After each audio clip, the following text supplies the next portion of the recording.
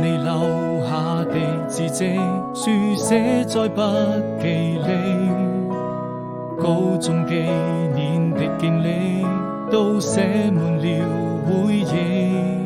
鈴聲又響起，時光總是讓我記得你。真想再次輕輕睡上你，請不要離去。那一年夏天，外面下起了雨，我們肩並肩看着未見天空多美麗。此刻彷彿有想起，還能夠再一次陪着你，在我的日記裏，這未來多麼甜蜜。時光總是讓我好想你，我將青春寫進日記。